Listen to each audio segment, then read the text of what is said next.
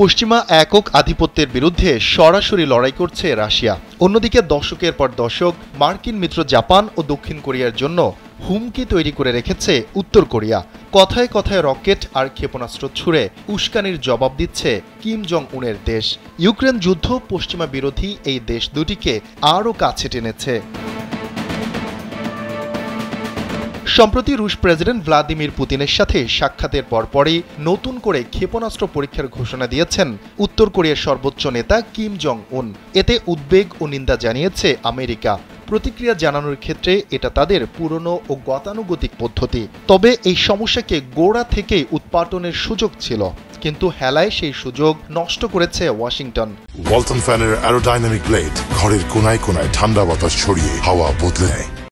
কারণ তখন একটি প্রতিশ্রুতির মাধ্যমে পরমাণু কর্মসূচিও বন্ধ করে দেওয়ার কথা বিবেচনা করেছিল উত্তর কোরিয়া।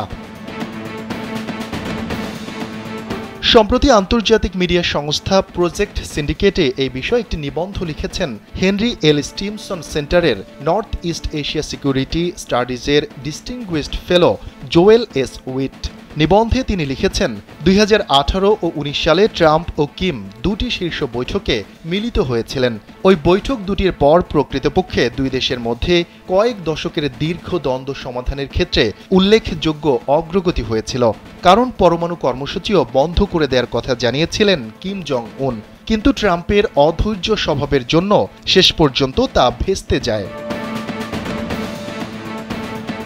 সাবেক মার্কিন কর্মকর্তাদের মতে উত্তর কোরিয়া কতটুকু পারমাণবিক কর্মসূচি অকার্যকর করবে এবং তার বিনিময়ে যুক্তরাষ্ট্র উত্তর কোরিয়ার ওপর থেকে নিষেধাজ্ঞা তুলে নেবে তা নিয়ে দীর্ঘ দর কষাকষি হয়েছিল।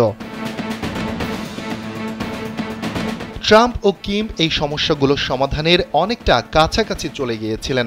ট্রাম্প যতটা ছাড় দিতে রাজি হয়েছিলেন, কিমের দাবি তা ছাড়িয়ে গিয়েছিল।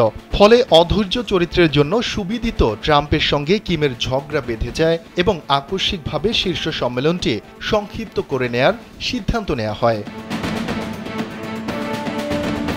অনেকেই মনে করেন ট্রাম্পের সেই সময়কার জাতীয় নিরাপত্তা উপদেষ্টা জন বোল্টন ট্রাম্পকে বৈঠক ভেস্তে দিতে উস্কানি দিয়েছিলেন। তবে দিন শেষে বৈঠকটি ব্যর্থ হওয়ার জন্য সবাই কমবেশি ট্রাম্পকেই দায়ী করে থাকেন।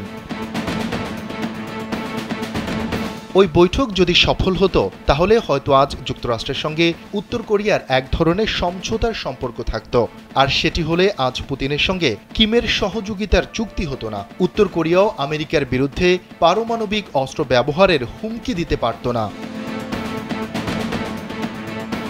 শফিকুল ইসলাম শান্ত, কালবেলা ডেস্ক।